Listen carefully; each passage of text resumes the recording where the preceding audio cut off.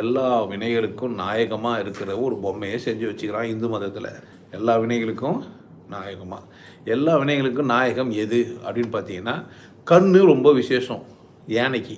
உள்ளே இருக்கிற தண்ணி தெரியுமா அதுக்கு, நீரோட்டம் இங்கே இருக்குதுன்னு சொல்லி அந்த இடத்த பார்த்து அது பறிக்குமா, அந்த தண்ணியை அது உறிஞ்சி குடிக்குமா, அவ்வளோ சென்சார் கண்ணில்.